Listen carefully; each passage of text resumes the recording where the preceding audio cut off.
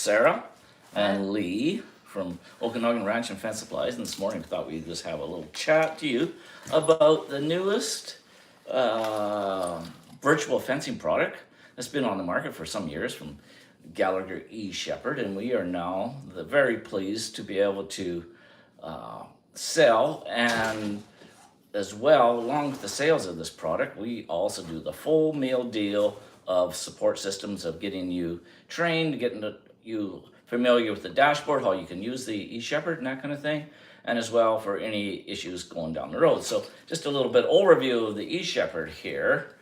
So this is our neckband, and as you notice on this neckband, it's fairly large. It weighs 6.9 pounds.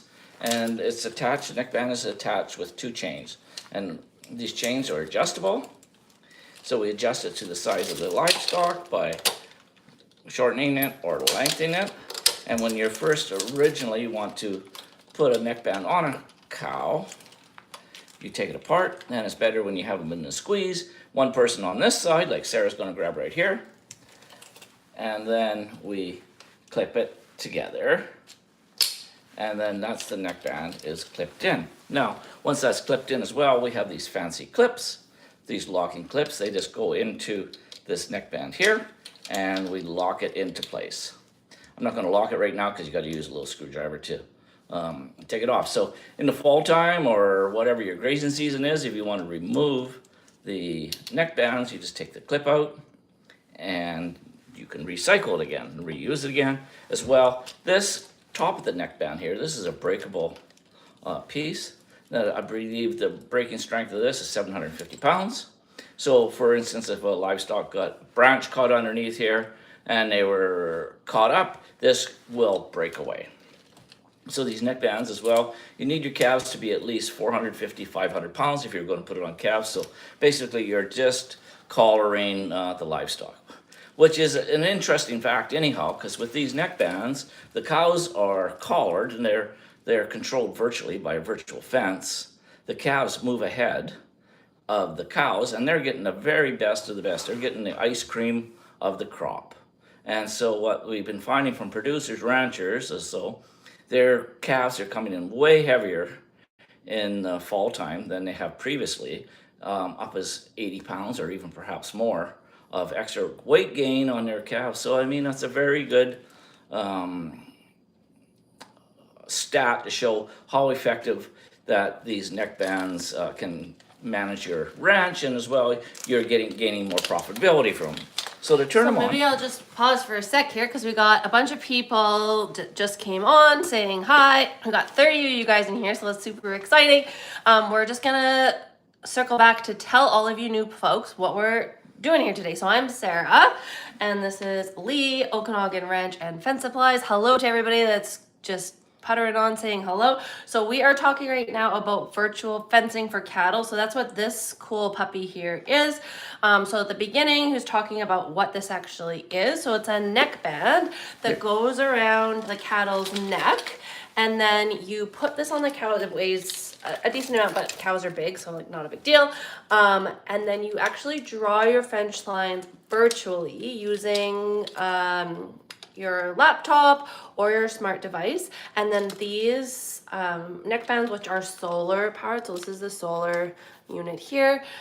This is actually what keeps your cattle within your boundaries. So I just wanted to say that so the new guys going on knew exactly what we're talking about. So back to you. I want to talk about how you keep the cows in your fence with these things. Like, how do they work? Okay, so maybe first of all, we should just show you to turn these neckbands on. There's a magnet key, and the magnet key is placed onto the side of the neckband, which turns the neckband on, and as well use this magnet key again, which comes with the package of neckbands, and so you can turn it and hibernate the neckband when not in use. So how this neckband works, to start with, there is a audio tone speaker on the back side of the neckband here.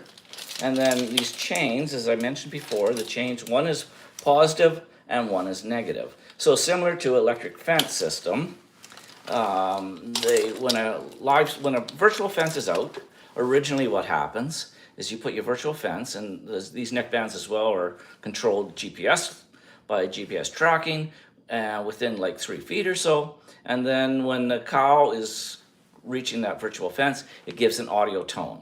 If they ignore that audio tone, it goes on 3 times, they will be getting a stimulus. If, for instance, they bolt through the virtual fence, then the neck band automatically turns off so they're not out on the wrong side of the fence and being shocked. And then when that livestock returns back to the main herd again, which is normally what they do, or you can put another virtual fence around that livestock if you wish to and bring her back in, then the neck band turns back on automatically. So, and then show like this is how they get the electric pulse, is through these chains here. So this part is how they get the electrical pulse, and then show where they get the audio. The audio is on this side of the neck band, which goes against the cow's brisket or their chest area.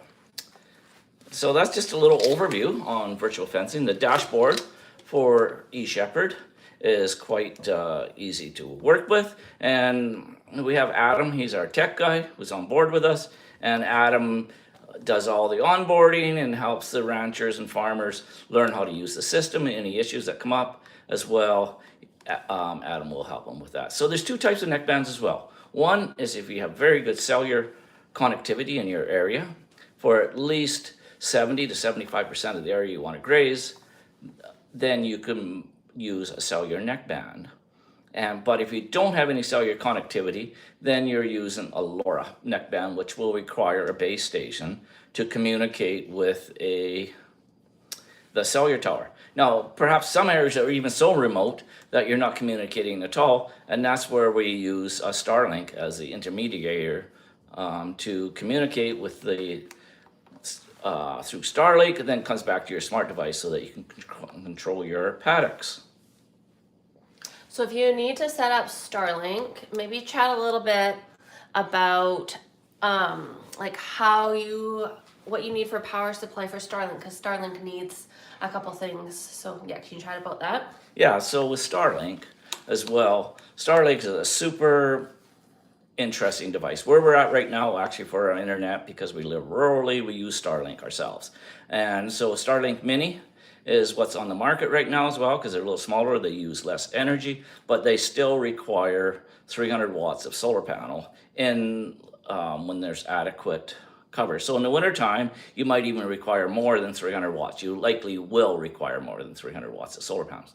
And then so with that, you would need an inverters and batteries to be able to have constant communication with the neck bands. Now, should a neck band go down, you lose connectivity for 24 hours, then you lose that virtual fence. And so that's where your Starlink can come in and ensure that you're getting better connectivity out on the area. So another exciting thing our company is doing, we're also developing a portable Starlink unit that's going to be on a little trailer, all equipped with everything you need in it, so that you can take it to your remote areas and move it from one pasture to another pasture in implementation of the eShepherd. So I'll pass you back to Sarah now. She'll just tell you a little bit more, perhaps even some of the funding opportunities that are currently ongoing in different provinces. Okay, hi to other people who are joining. So, in Canada, which is where we are, there's a couple different funding opportunities. So if you're in British Columbia, you can get funding through what's called off-calf funding, and that's administered through the Canadian Forage and Grassland Council, and that covers up to 70% of the cost of these units, but you need to have a grazing plan made up. So you can either use a grazing mentor to help you create that, or you can do it yourself. And there is funding to use a grazing mentor to make up these grazing plans.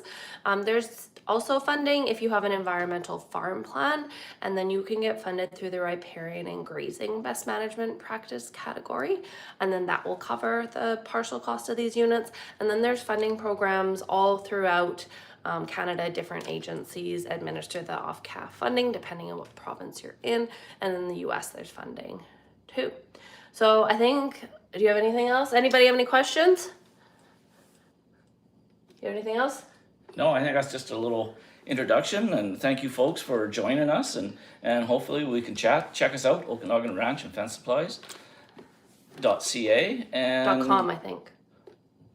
.com, sorry.